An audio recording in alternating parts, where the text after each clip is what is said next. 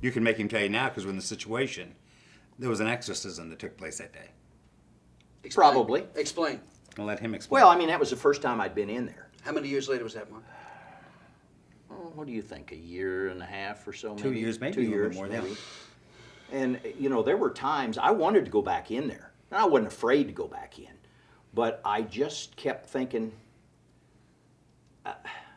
I know what's going to happen. They used to have those great big guards at the front of the door that were all dressed up.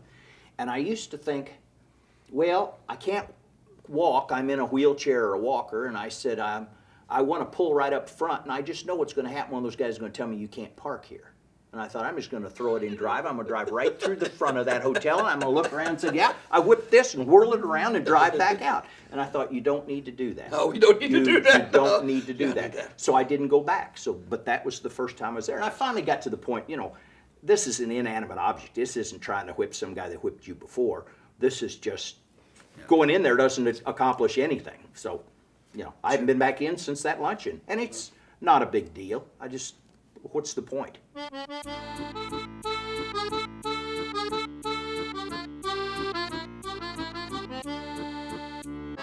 This class we're going to call Don't Dwell on It. We're going to find out here is how is it possible? How is it possible to let all this go, what Mark Williams went through? Guess what? It's what he learned from his pop. You both said something that was really interesting about what you've been through. You lost a wife. Right. Died. Got killed in a car wreck. Right. Your mom just died. Right. You've had sadness too. You've been through what your dad just died and all that. But you guys both have said something. I don't know if you realize what you said. You don't dwell on it. No, can't. My father always taught me don't waste time worrying about the things you can't change. And when you think about it, work on the things that you can change or the outcomes that you can influence. There are certain things you can't change. So don't worry about them. Go on to something else. Teasing brought them closer. Was it the teasing? No, it was the laughing. It was the accepting. It was seeing, what does the other one got? What do you got? What can I come back to? Again, I'm going to say it again. It not only brought them closer, but every time they tell these stories and relive it, it brings them even closer because how they agreed it was okay to laugh at each other and together. We've done things to each other that would break up friendships. Give me an example. Mark had been wanting, we were kids, Mark had been wanting to go out with this girl for I don't know how long. And I was the fixer-upper guy. I knew a lot, I had a lot of female friends. And Mark wanted to go out with this gal, so I said, well, let's fix And they wouldn't go out with him, so he had to fix them up with somebody else. Yeah, that was the closest I could get to him. And so I fixed him up, and Mark's, Preston being as he was, Preston always had a good lifestyle, things always good for him. But his sons were going to learn by doing. And so Mark was working in the waterworks. Kansas City Water Pollution Department. Shoveling sledge. Right? Mm-hmm.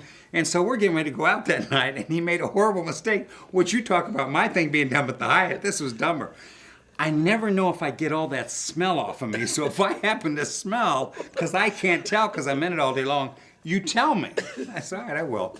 He goes home, and Mark's always been meticulous about himself and so forth. And the girls get out. We're someplace to drive in, I think. We were to drive in that night. They leave to go to the restroom. And well, Mark, I don't know how to tell you this. And I'm starting to really get along with this girl. And I'm reeling, man. The hook's in, and I'm pulled. I said, but you know what? I go, yeah. When the wind comes through the back window, I can catch that. He goes, oh my God. I go, yeah. I said, you need to be careful.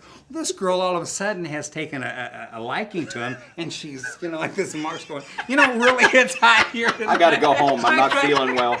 And then so we get back that night, and she's still at front, and you can tell she at least wants a kiss goodnight. And she's at the front door, he's at 15 yards back going, great time, see you again. He gets in the car, goes, oh my God, I start laughing. He said, you SOB. He said, yeah, I was jamming. So yeah, those are the kind of, and that was we just did that to one another. Well, you remember we had a buddy that the night before he got married. Oh my God. We kidnapped him. And we took all of his clothes off of him, and we tied his arms and legs behind his back, and left him laying face up on the front doorstep, and rang the doorbell of his in-laws to be. His fiance's house.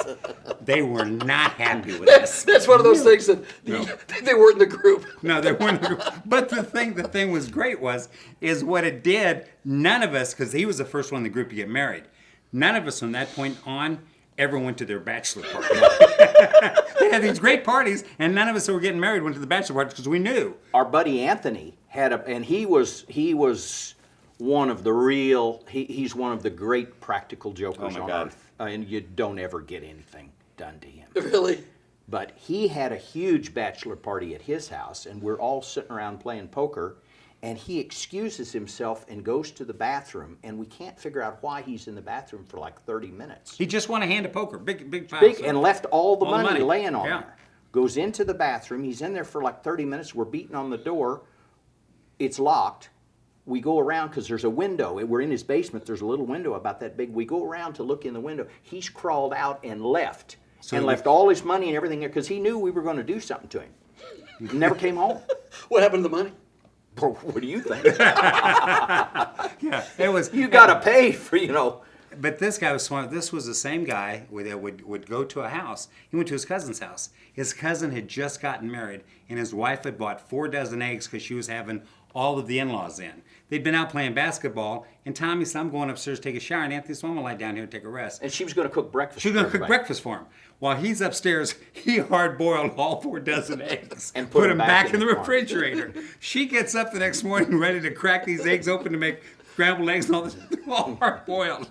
Those are the kind of things we did. We just did those things. You guys are each other. talking about this and reliving these great memories. So it sounds to me, it sounds like a cliche, but humor and the laughter really brought you closer through the tough stuff, but also just that helps get you closer. Oh, no question. No question. Do you have any friends that are they're real serious, that not like this, or are your closest friends people that you My cut up closest with? friends are people all my closest friends cut up with each other. Some do it more than we have one. Gary, I got this probably more somber than the rest of us. This is a guy, and understand $5 would get you through a whole weekend, entire weekend, gas, date, McDonald's, a whole bit. He never had a dime when we were going. It used to be a dime to go across Passaic Bridge. Never had a dime. Gary never had a dime. Hey, Gary, got a dime? Don't want to break a quarter. That was Gary. So one day we set it up, and he didn't have anything but a $5 bill. And he finally had to break down and give us a $5 bill. And you were driving. Yeah. I gave it to the girl and said, keep the change. I mean, that was like $4.90 tip. He died. He didn't For have any 2 more miles, money. he was trying to crawl out the window.